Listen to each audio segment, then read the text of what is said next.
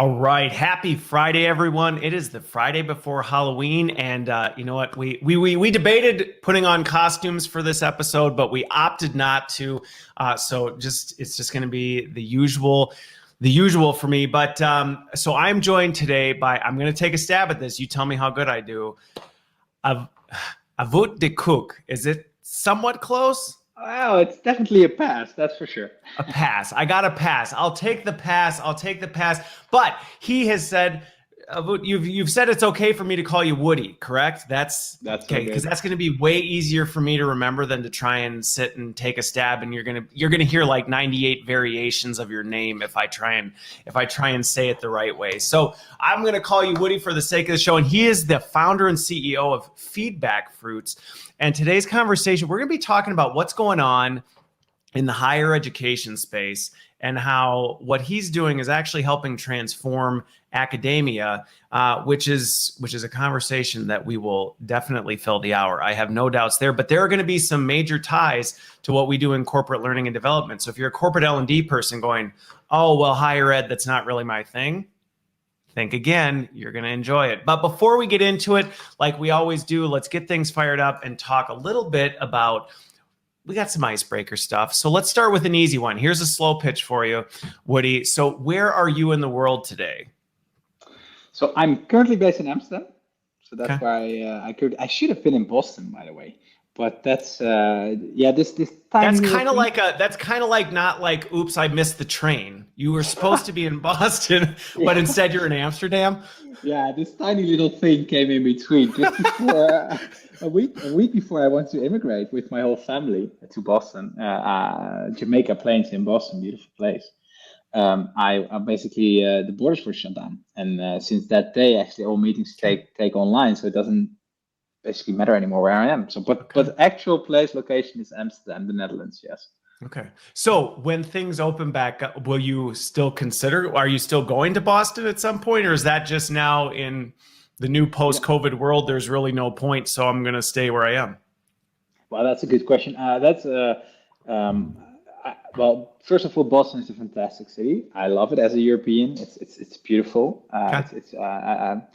Uh, Especially also for higher education, of course. So it's a city that I will visit often. But a lot has changed since COVID. Like a company, I think we went 3 times in size, and there are a lot of different challenges, a lot of Okay. different stages. So whether it still makes sense for me to really immigrate there, I guess depends. So we'll see. Okay. Okay. Yeah. So it's still a TBD, but yes, I suppose, especially being in higher education, Boston would be a pretty good location to be if you were going to. So either way, you'll be back and forth. All right. Well, I am where I always am in Waukesha, Wisconsin, joined by my friendly house plant, Fred. And so let's shift gears to the other icebreaker question. I'm really curious with this one, Woody, is what's something you hope to accomplish by the end of the year? We're coming in, like I said, almost Halloween. October is almost behind us, which I can hardly believe. We got 2 months left. Anything you want to get done this year? Yes, for sure. And that is, I guess, even sooner than you probably expect. But here in Amsterdam, it's like close to Friday night drink nights, and it's going to be a Halloween party. So one thing that I want to achieve is a fantastic Halloween party tonight. So I guess Okay. that All right. that's the answer. Well, the good news is you'll know whether or not you achieve that goal in like an hour and a half. So it's not something, big aspirations. I like it. I like it. Well, you know what? There you go. Well, hopefully we'll keep you on target from a timing so that you can enjoy your Halloween party today.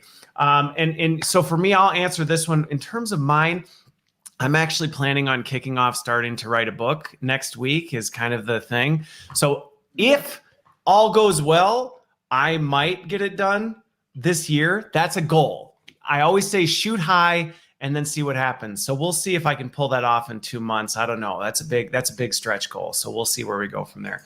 All right. So let's shift gears over to the topic at hand, which is talking about what's going on in the higher education space, how technology is changing that, which I personally, just knowing what you do and getting to know that a little more, there are a lot of ties to what's going on in the relationship between academia and corporate are much closer than I think a lot of people think. But before we get into that, would love to hear from you the background story of who you are. How did you end up in this? Were you a academic and said, I got to change things? Were you a technologist? Like, how did you end up deciding you wanted to start this?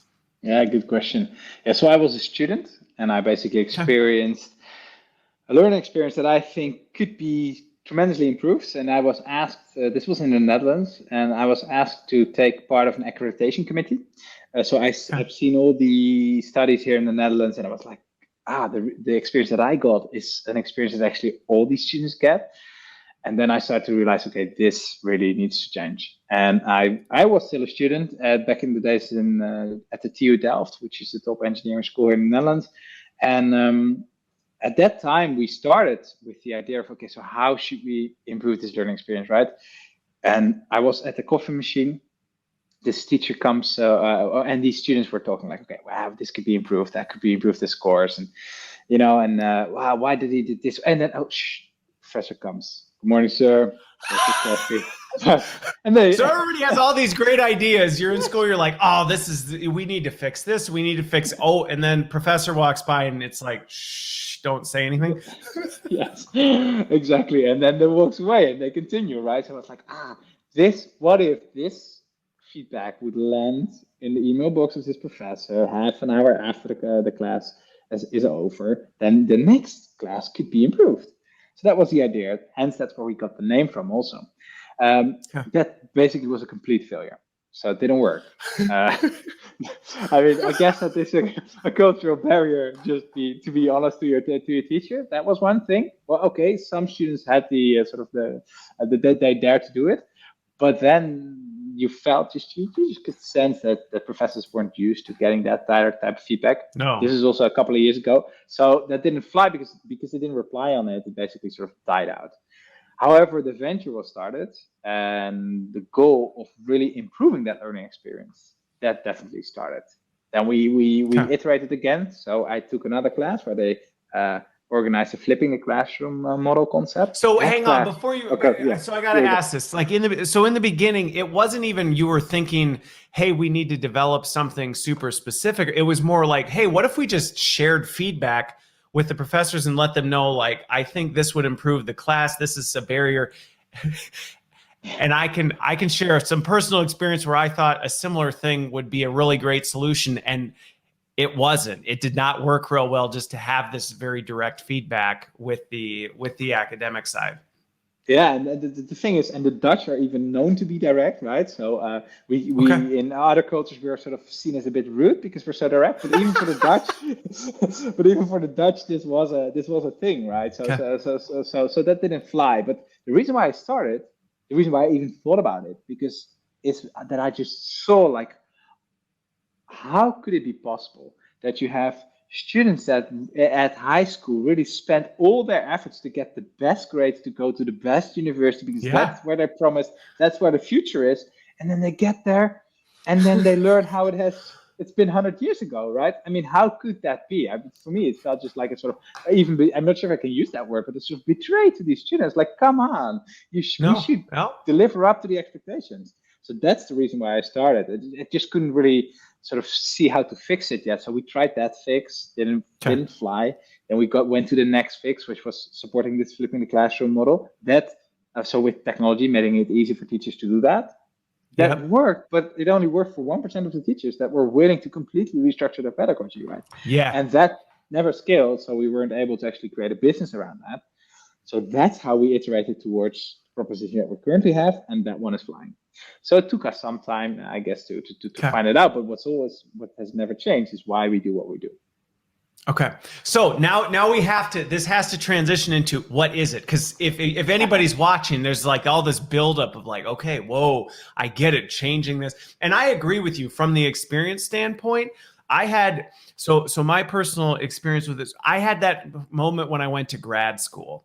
So when I went to grad school, it was where I had all these expectations. This is going to be the apex of whatever. And then I went and I remember going, wait a minute, this is not, like, there's so much missed opportunity here. Yes, sir. Not that it was necessarily bad or a slam. It just was, we could be doing more and we're missing it. Like, we're missing opportunity to do this kind of thing. So I had a similar one, and similar to you, similar experience. Hey, well, I'll just share this feedback.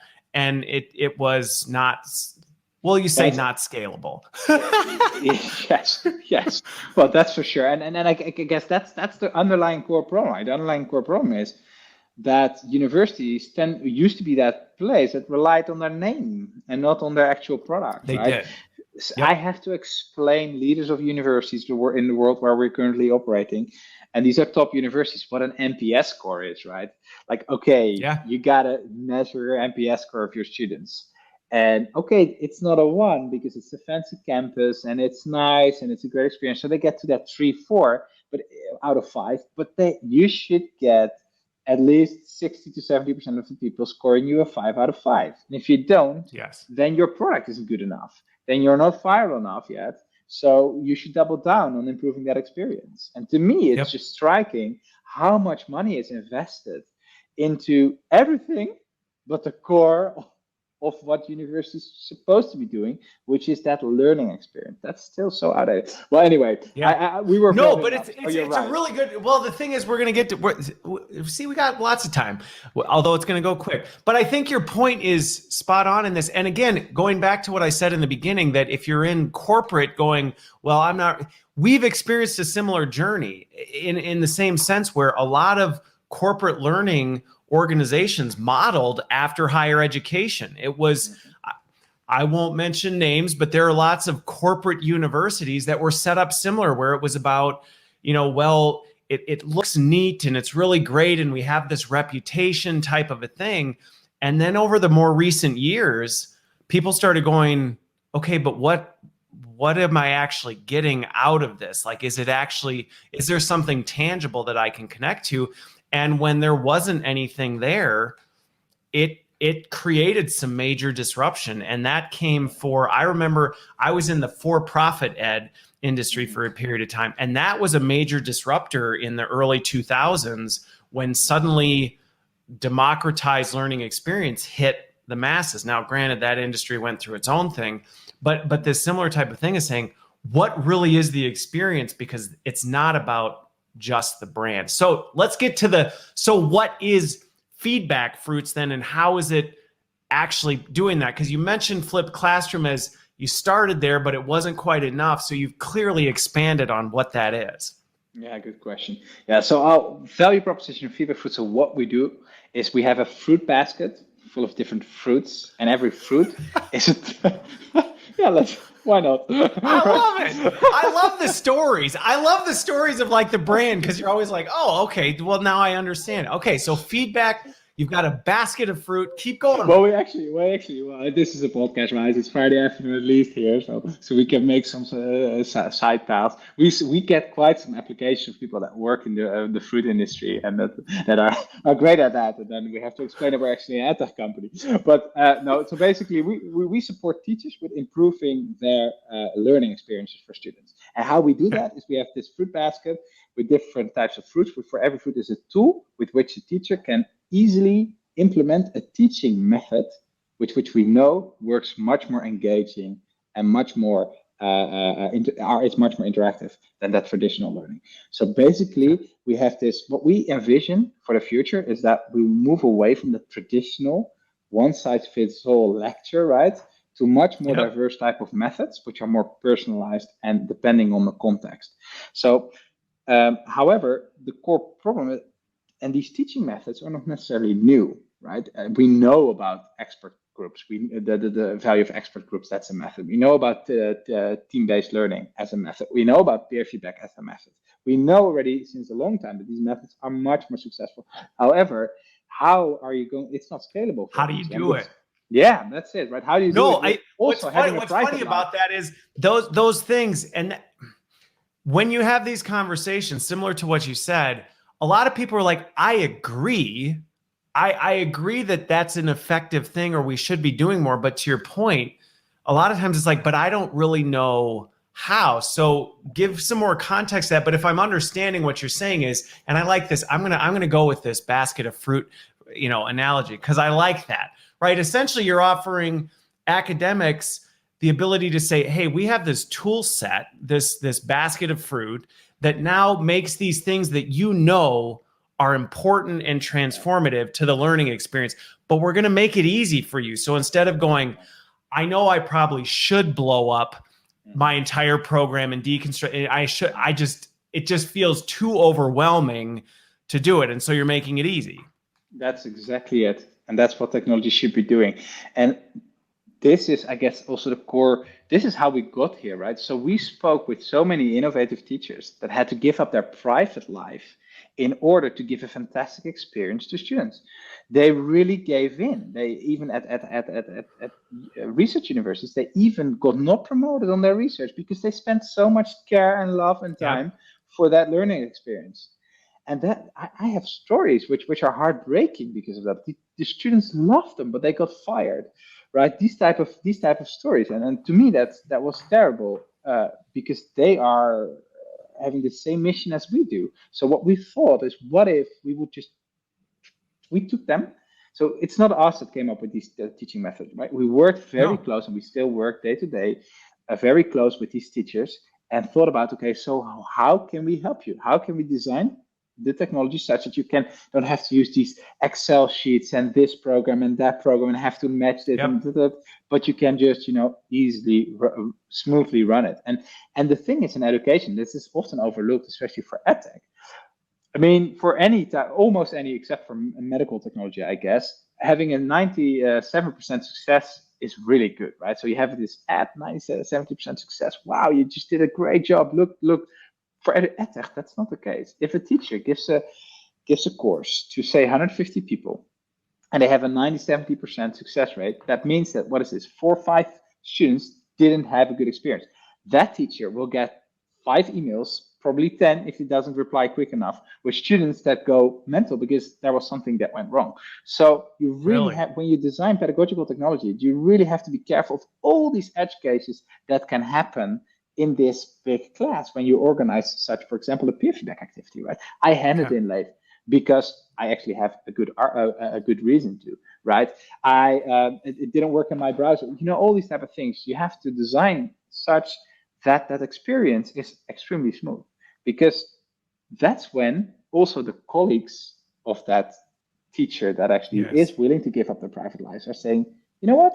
I mean, it's great. I see your students really love you. I see you win the Student of the Year award, but I'm never going to do what you're doing because I don't want to. And I understand it, right? I mean, that makes tons of sense. So all of a sudden, if you have to build a technology with which others can also do the same method, but then without the burden, that's basically when you see a real transition when happening. It starts to take off. Yeah. No, and it's funny because we didn't get into all this, but I was a teacher originally, and I remember some of the experiences, even being, and I wasn't in higher ed, I was in middle school, but I remember some of these things where the great teachers, it was a ton of work to try and change the classroom experience. And like you said, it was often done in personal time. You were using all these different tools. It was a lot, and a lot of teachers were like, I'd like a better classroom experience, but I'm not willing to do all the different things that you're willing to do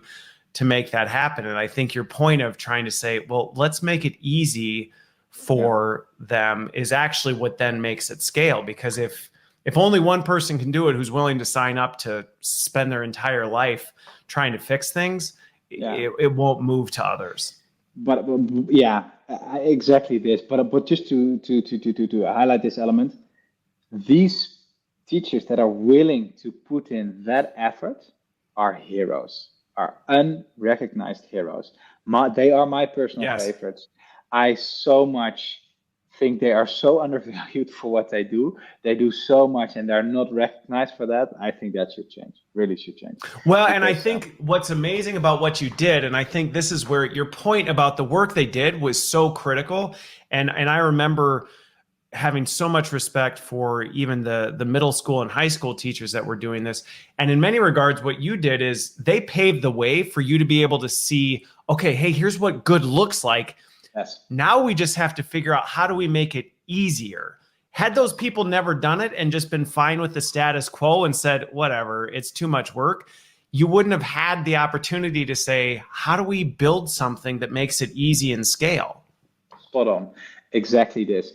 And I, we have a belief that when it comes to pedagogy, and so the pedagogy that's needed to get learning design to the next level, when we come, we're still in the Stone Age of the understand. Even what we're in the Stone Age of learning design, even what we now call innovative, Yes. is still sort of it's like that first website, right? So that first website was a great innovation, but Yes. if we will look at that right now with the If we website looked we at have, it now, we would be it's like, are you terrible. kidding? Yes, Yes. and this is how they're going to look at the pedagogy that we're currently at, the team-based learning that I'm now saying, well, it works so fantastic. That's just how we're going to look back on that. So at FeedbackFruits, we have not just designed this tool basket with the existing fruits in it. We actually designed this whole mechanism, which we continuously search for new fruits or better flavors within an existing fruit in order to continuously drive this transition.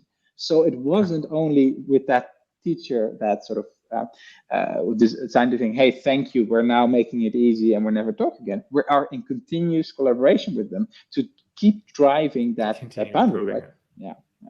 Okay.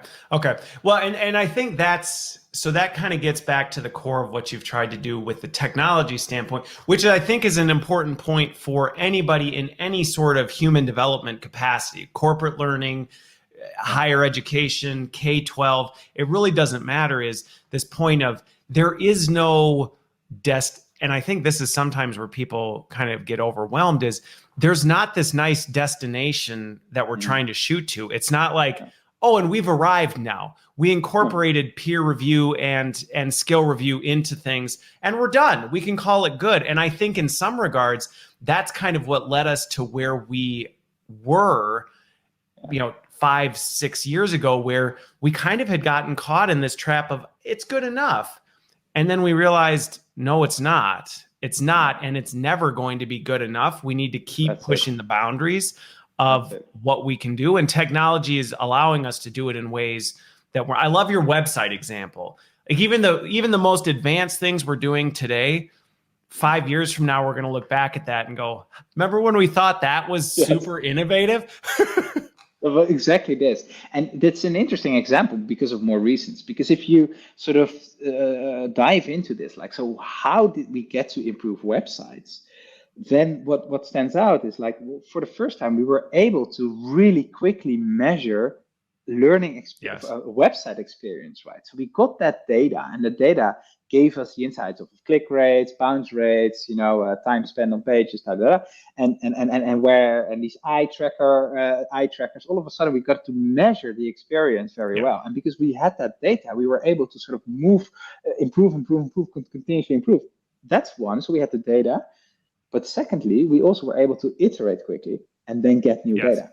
And that's interesting when it comes to EdTech, because now, for the first time, the same thing is going to be applied to learning experience as well. We can much better measure, and we can much better iterate. And the only unfortunate thing is at EdTech compared to websites. So a website was available to the universe, right? So everyone that was on the internet could go to that website. Your traffic was, some websites had really high traffic.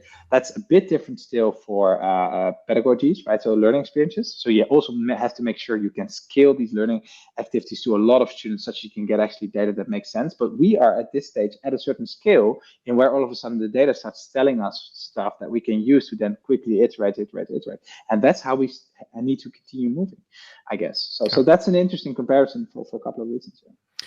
Well, and I think that's one of the things that I don't know is people aren't always thinking about this in terms of why this technology piece is such an important component to this. I mean, yes, it's about the experience, and yes, it's about some of these other things, but to your point, it's also about going back to this constantly iterative growth model where you're using the data that you're getting from this technology to inform what other changes you need to make.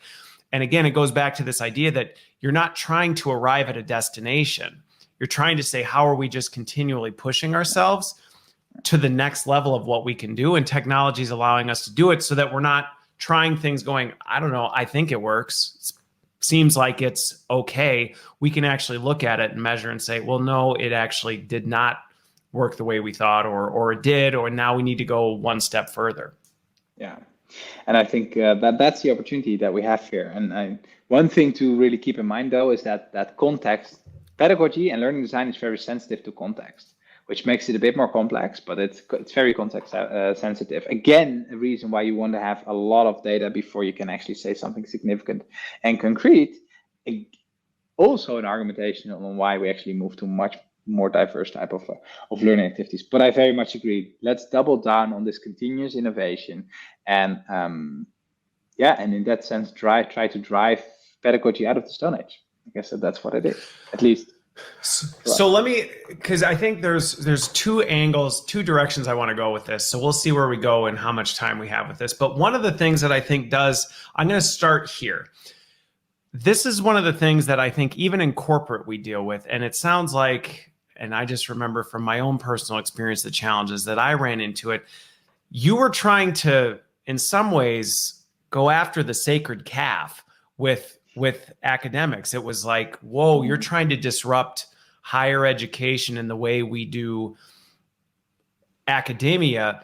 There's a lot of resistance to that. Now, you talked about some of the things that led to that, but I'd love to hear, how have you been able to, or what are some of the things you've had to do to help change the way people think about it? Because in the corporate space, it's a similar thing. I think sometimes people say, yeah, we want to do more workflow learning, or we want to do more, but not only do they not necessarily know how, there's some real resistance to change. And I know in higher ed, there was a lot of, and still is a lot of resistance to change. So how are you seeing, or how are you working to help get through that? Because I think there's a lot of lessons that can be translated across the board. Well, very good question. So I guess when we talk about higher education, right, it's a strange beast because it's so big. So if we would take an university, right, and then even at the university, there's different stakeholders. So you have these teachers. That's where in the end the change needs to happen. But you also have the university board, right, where it's sort of top down. So first of all, we already operate in this field for relatively quite some time. So we've seen changes happen. We are seeing changes happening. So first of all, it's that at that university board level, universities are starting to realize that they are a sitting duck, right? I think in Silicon Valley, they say there's two industries that haven't been disrupted yet by technology. That's healthcare and that's education. And that is something that I think gets in between the ears. And there's a reason for this, right? Because I think there's three key things that make, if higher education doesn't change, make higher education obsolete. And that is, one is the big thing of degrees over skills. That's changing, right? All of a sudden, people start hiring on skills instead of degrees. Well, that's sort of the business model of university. Yeah. That doesn't focus on a fantastic learning experience. So that's one. The second one is competition. As you said, with the private institutions, we've seen it in the US, but now more and more and more, I mean, skill-specific tribes or academic companies are starting to take off, right? That's competition. And there's a third thing, which is often, I think, overlooked, and that's that attention economy. Like a university model is based on the idea that a student comes to campus, maybe has their drinks at night, but during daytime, for the most part, their attention is, I'm here to learn. That's it. And that, of course, changed over time, right? Rapidly the last couple of years. So these three things just really threat the existing model. The good thing is the solution here is learning experience. If you double down on your learning experience, if you make that fantastic, then one, you make sure that students actually get transformational learning experiences, which give them these skills. Two is competition is, well, if you outcompete competition, you're doing a good job. And three, if you have a fantastic learning experience, the other distractions that are there are also taken away. So that's this thing. That is something that directors at the universities are starting to realize more and more, which I think is a good thing. On the other side, so on the bottom side of an institution, if we put that hierarchy in, there you have those professors and teachers. There, we always go with the coalition of the willing. So our strategy is always like people that are very resistant. Well, you know what? Yeah, where our hands are off. Like either you go with pensions, or hopefully you will be inspired at one day. But what we find is what really works in the end is every teacher, even a professor, if they're in front of their class, they care about that experience. They care about it. Yep. I mean, I hear them saying year after year after year, the distance between me and these students just becomes bigger, bigger, bigger. This is due to, of course, an attention economy problem, but they experience that. So you really feel that they feel also that urgency. Like, I mean, come on, how can I, I can't touch them anymore. I can't reach them anymore. That's that experience. So that experience of that problem is growing. Plus, if they see successes by others, that their students, teachers really,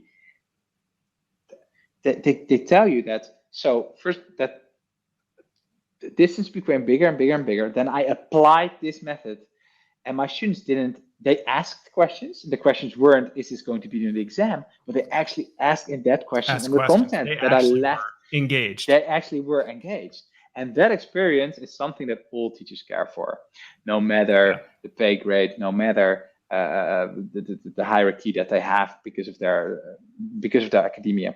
Like, and if you can show that takes off because they do this type of things, that sort of natural organic adoption of these type of methods actually take place.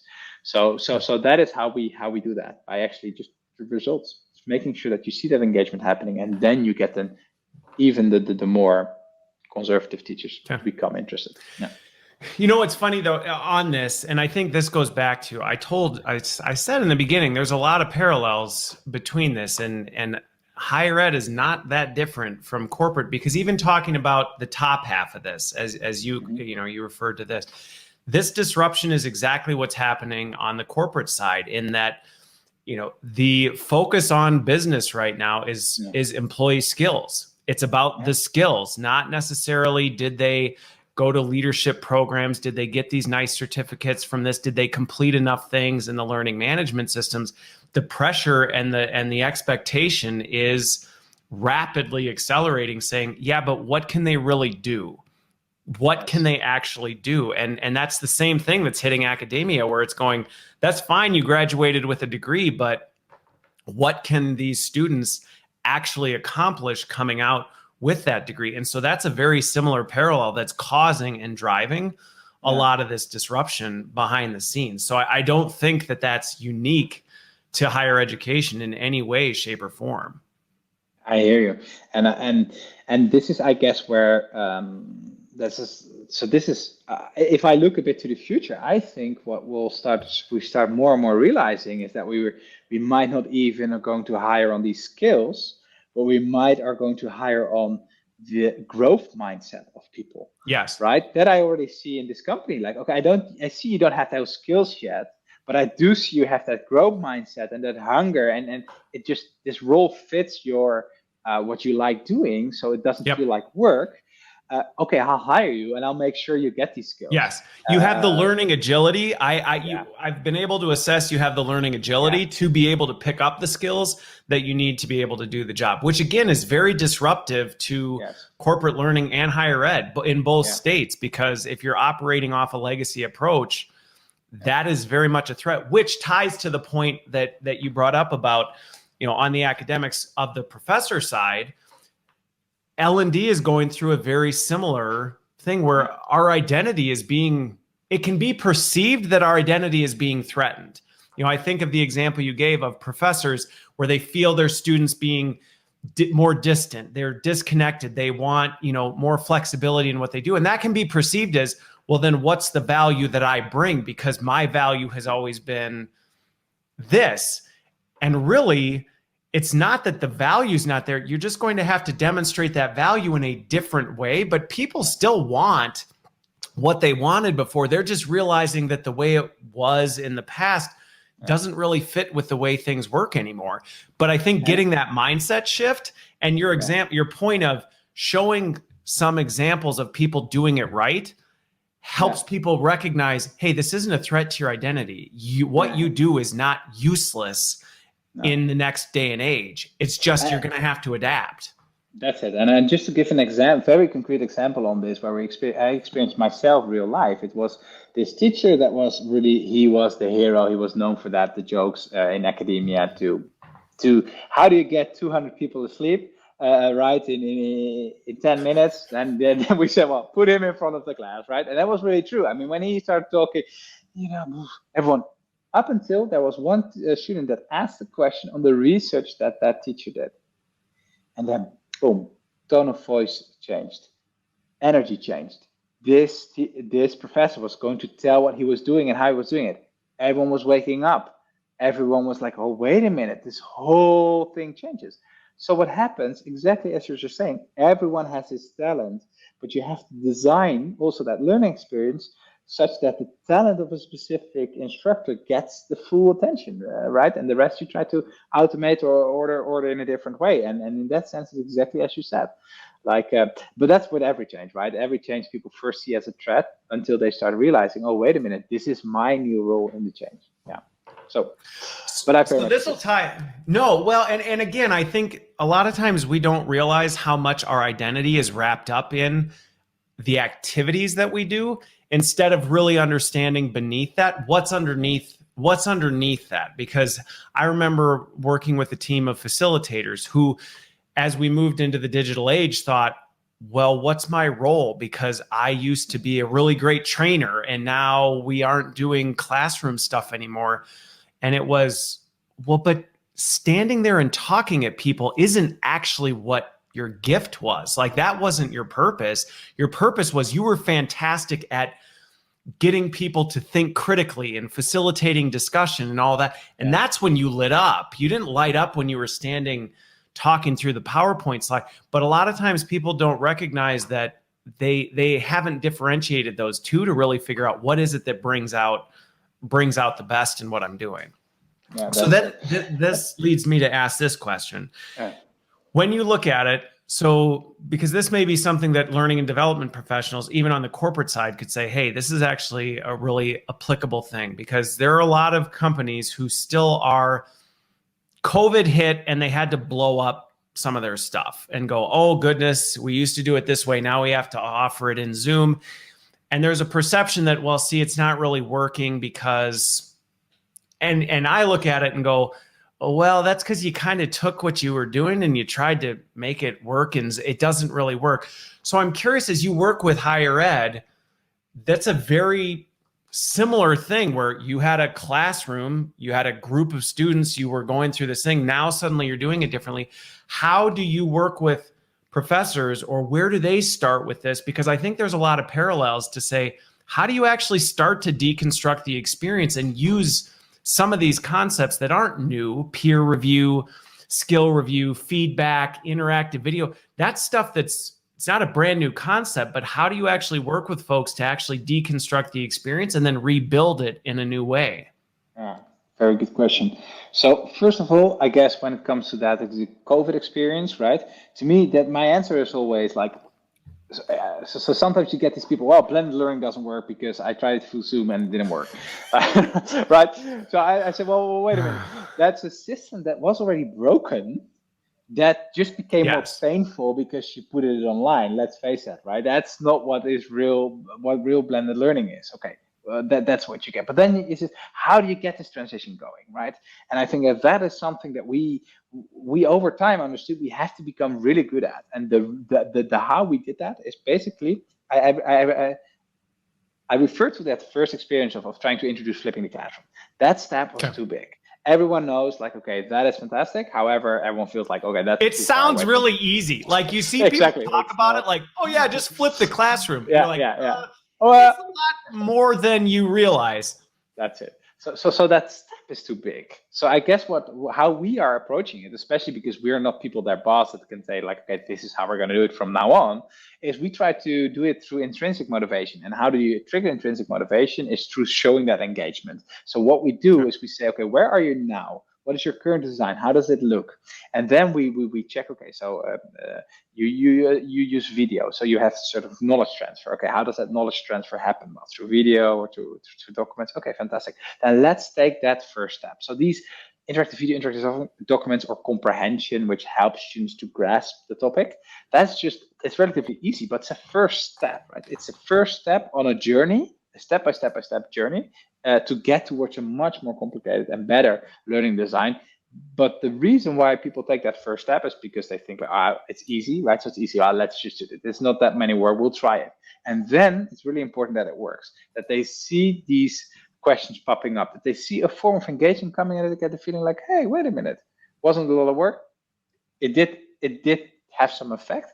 Well, now what's the next step? So you have to, again, get people in the growth mindset, but now you have to get the teachers into the growth mindset. And you do that by step, and showing that it works. And then that whole fear that you just mentioned of, wait a minute, my whole role changes if I do flipping the classroom, that's too big of a step. That's sort of, it's a more evolutionary process. And I do think at least higher education, that's how higher education is going to change, through that evolutionary step-by-step process and not a revolution. But just, and this is one thing that I wanted to say, like, because we're talking, a lot of people that are in corporate learning are currently listening to this podcast, or might do in a recording. I do think for us, like FeedbackFruits, we want to be doubling down on learning experiences, and that is relevant everywhere where learning takes place. Yes. But we do choose for now to focus ourselves on higher education. And why? That is because higher education, within the beast that's called higher education, you find these professors that are the furthest, the farthest out. So when it comes to pedagogy, so we do see even at corporate learning. When I look at the models, I'm not necessarily very impressed. Sorry, with all respect, compared to I think where we want to go, right, in Mars. I agree. And within higher ed, you see, but you have to look very careful. But you see these individual teachers, these individual people that already for years down the line tried and improved with terrible technology. So it doesn't really, it's not scalable yet. However, they did experiment continuously with new pedagogies. And these are the ones that at least show the next steps for us, and even I think for so let's not just in Dutch we say throw away the child with the bathwater, right? So let's not just say baby higher with the bathwater. Nope. No baby with the bathwater. That's the safe saying. You know, and the thing is this is where I've been in discussions and heard the discussions around, like, is higher ed dead? And I'm like, no, it's not. Is what we thought it was, or the way it's executed, need to change or risk going the way of the dinosaurs? Yes, but that doesn't mean it doesn't serve a distinct value. And I think couple of the things that you hit on that are extremely valuable for folks in corporate to think about as well is when you talked about where do you start with this stuff. You know, I over the years have been involved in so many different organizations and learning programs, and it's amazing to me how often people are just doing things because that's just what they've done, right? This is just the way we've done it. And the thing you hit on, which to me is a first step for everyone in learning, is when you're looking at these transformations, taking the time to break it down and saying, what were we hoping to accomplish with this component? Instead of just looking at the experience as this one thing, like you said, Kate, this knowledge transfer piece, it's important.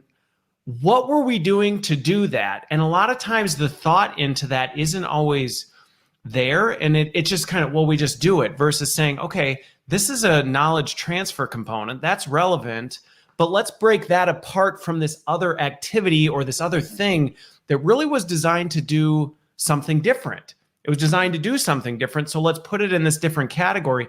And by doing that, you actually are able to break down the experience into the distinct components.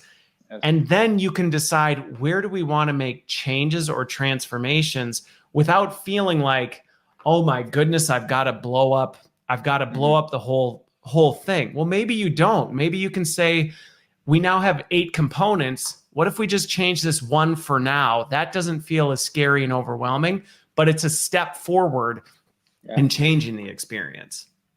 That's our strategy, and it pays off. And I think one element to just reflect upon extra to that is an argument for me why this strategy is the right strategy. One step back. So I graduated from an engineering school, and I got offered a PhD position in physics. And I told that physics professor, no, I'm going to go to education. he started laughing like, what's this? Come on, what has education ever taught us? And he started to tell all these insights on physics, like what physics, science has brought forward. And I didn't say that at that moment in time because I didn't realize it yet, but I should have answered him, you know why this is? Do you know why we have so many laws of physics and we don't have any laws of learning that are scientifically sound? That's because learning is so much more complex than physics, with all respect, because it has so much more variables, and it's so much harder to run these experiments that you need in order to find out these laws of learning, and that's much easier at physics, relatively. So we also have to start understanding that although learning is often regarded as, okay, well, at HR, oh yeah, they also do learning. Yeah, okay, well, that's the first budget that gets cut if there's a big disruption going on. That's because how we perceive it at this stage. But that perception is completely wrong. It's one of the hardest sciences that's out there, and it's really hard to understand how you have to do it better. But it's extremely important. And I think in the path of going out of the Stone Age to Mars, when it comes to pedagogy and learning design, we will discover these laws of learning, just like we have discovered laws of physics. However, it's just going to take some time and perception. So let's change the idea that learning is something that we just also have to do because it sort of comes natural as humans, and we do this, right? So everyone has an opinion about it, and everyone feels they're an expert in it. But we have to be so careful, and we have to really measure and double down on this, and step by step take that approach. At least that's our strategy, and I think that's an argument of why this strategy works. So I am in complete alignment with you on this, in the sense that, to me, and I think it's one of the reasons that I ended up staying in learning, because I went into software engineering, and the complexity of that to me very quickly I thought it was boring. It's so predictable. I can figure this out, and it doesn't change. There's nothing really that unique. And you start looking at people and you go, holy crap, this is extremely complicated, because like you said, there's not super easy ways to just figure it out, because there's so many variables, there's so many nuances, personal experience, lived experience add into this stuff. The psychology of each individual is completely different. You start adding all that together, and trying to solve a people problem is ridiculously complicated. And I think we don't give it the credit that it's due. Yes. That when we say, hey, no, this is hard work, and we have to work to change this perception that, oh yeah, it's just easy. We just need to teach people something. Just do it. And it's no. Exactly this. And just to sort of continue on this line of thought, you asked me what's the reason why you started FeedbackFruits, right? Well, because that learning experience was so bad. But why do I care about that learning experience at universities? Why didn't we yet sort of pivoted higher ed? Because there are dinosaurs. Anyway, we're going to disrupt it. Because I believe that for our democratic societies to flourish, we require a significant improvement of our understanding on how humans work in order to be able to deal with the power that the insights in physics has given us. Because these insights in physics have given us as humanity tremendous power. But the wisdom in order to control that power as humans, and as to be able to live in a big society, right? Not just a group of 30, but which we're naturally sort of skilled towards to. We also need to learn that. And for that, we have to, for wisdom to exponentially grow, we have to double down on our understanding of human beings. And higher education, at least, I don't think they do a good job at it, but at least they have the task to also equip people with these skills. And although it's still very underinvested in, understood, it is significantly important, I think, for the survival of humanity on this planet, to be honest. And that's, for me, the reason why I'm in education. I'm trying to solve these problems. And why I also try to encourage everyone to really grow their appreciation for these problems. Because if the bright minds of the world are not going to optimize for that extra minute of screen time on YouTube or whenever any other platform, because there's money to be made there, but actually on the things that are vital matter. to survival of humanity, then I think we're doing the right thing. Yeah, sorry to be so dramatic, but to No, me, but this.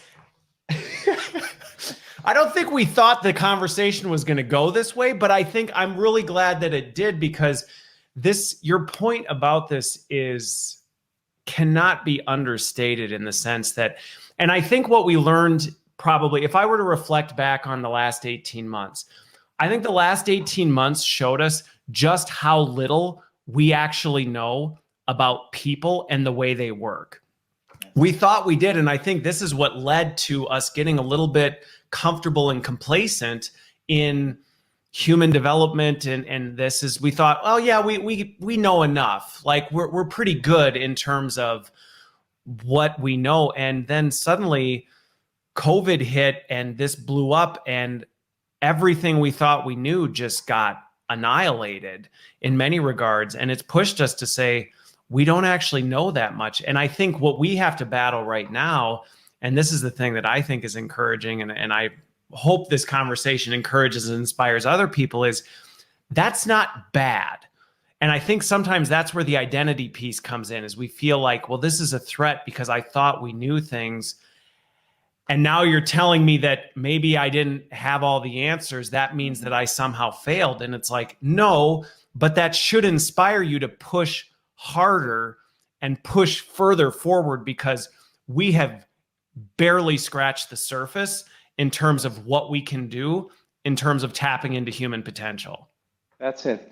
And that's what I love. I mean, I'm a European, right? But that's what I love about the US is that mentality. Like, okay, let's look at it as if it's an opportunity, right? Because it is a tremendous opportunity. Because if we find it out and if we do it right, can you imagine how much better the world will look, right? And I think that is exactly the attitude.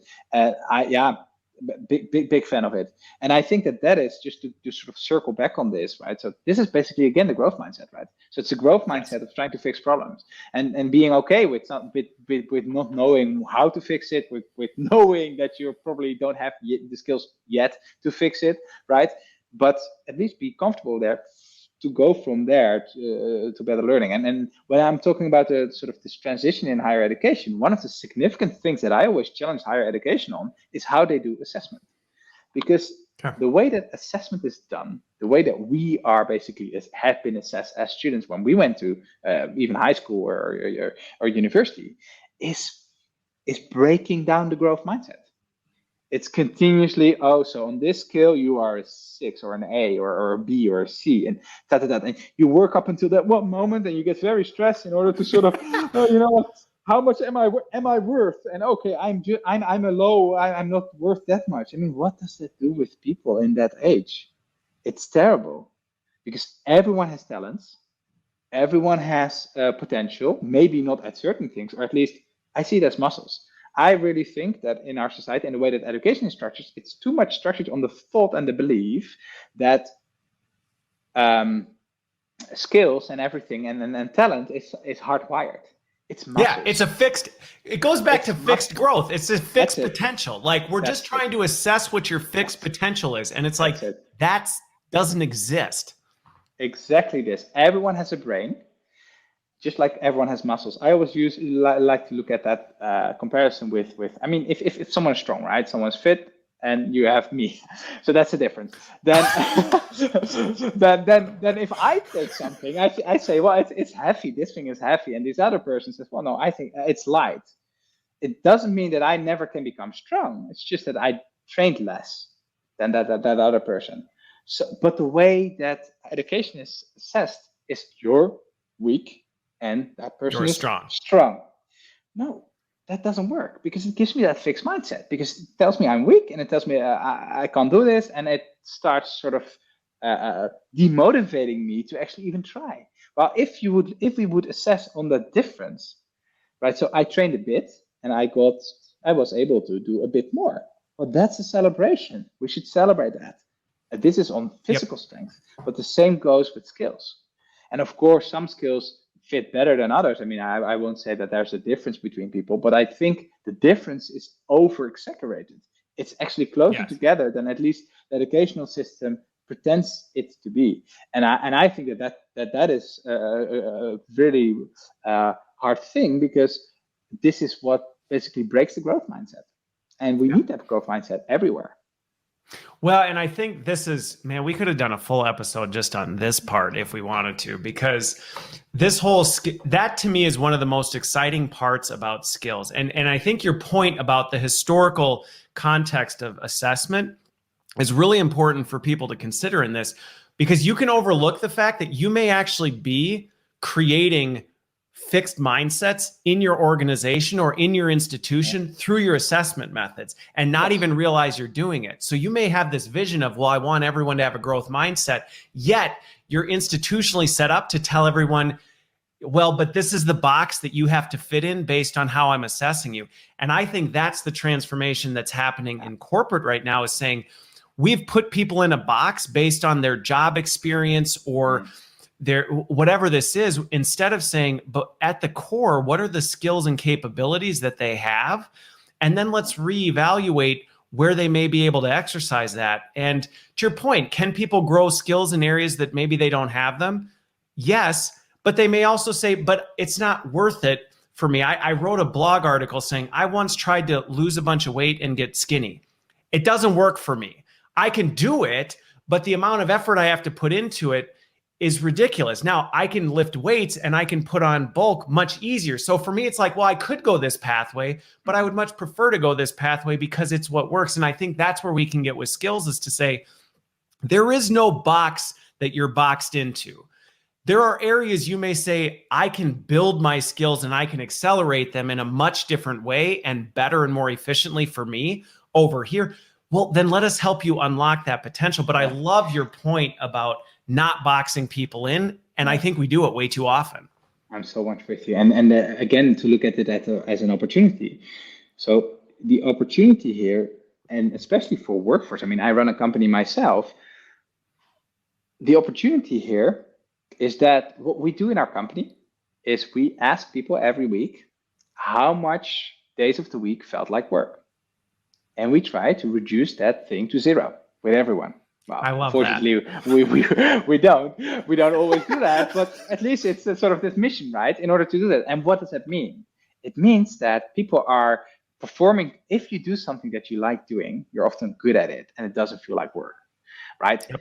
And that is, I guess, the thing that you would want to do and that you want to find out. And when it comes back to assessment, I think that the opportunity here, if we try to get away from that traditional way of assessing, I think it's a concept called programmatic assessment. So programmatic assessment is something that I very much believe in, because it's actually facilitating this growth mindset. Yes. And it doesn't judge you on where you are today, but it judges you on, well, it tries to push you and it doesn't judge you. That's the whole idea. So it's not assessment of learning, but assessment for learning. So it tries to help you to say, hey, maybe here, maybe here, maybe here, maybe lift this thing a bit more with your left hand, like these type of tips in order to train your muscles. But then your any skills. And so this programmatic assessment, just to I have at least one more tip to the community, is something that I think is going to be huge. And it's, to your point, for humanity, this is like, I think sometimes we downplay this as not that big of a thing. This is huge. Yes. I mean, this is huge with where all of humanity is going with this. Yes. And I think this is one of the things that's so exciting about what technology can do, because we can start to help people understand this. Now, the first thing, and this is one of the things you hit on, is the fact we got to flip the script in terms of how we look at assessment. Because if we're looking at it the wrong way, then it's not going to have this impact. But if we look at this, like you said, as, hey, this is a progressive or programmatic assessment designed to help you know where you need to strengthen or where you need to grow to get you to where you want to go. Yeah. That's a fundamentally different approach. And I think some of the things that you're doing in higher education are a great way to start that transformation. And all the things we talked about, they're not limited to higher education, which is why I think it's so valuable that we hit on this stuff, regardless of where you are. If you're in the space of human development in any capacity, these things all overlap, just maybe looks a little bit different. What I always say, just to make that point, is your head doesn't change, right? If you go from from K-12 to university. It's not that you say, okay, well, there, I take on my new hat and I can now go to corporate. I take on my new hat. No, the brain is still the same. So the way that you learn is the same. The context is different. I agree. However, there's so much more overlap than there's difference. Okay. Well, I told you, Woody, that we would run out of time, and we have officially done that. So there's like 2 other areas I want to go into, but we'll have to save that for another conversation. So thank you so much for being here.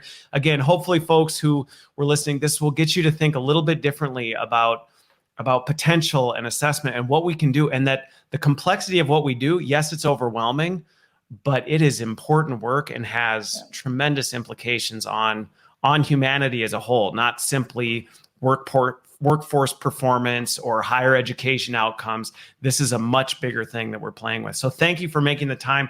I will let you get to your Halloween party so that you can enjoy. You don't want to know. I know they're all sitting there going like, get on with it already. Wrap it up. All right. Well, thanks for being here. Thanks everybody for listening, and have a wonderful weekend.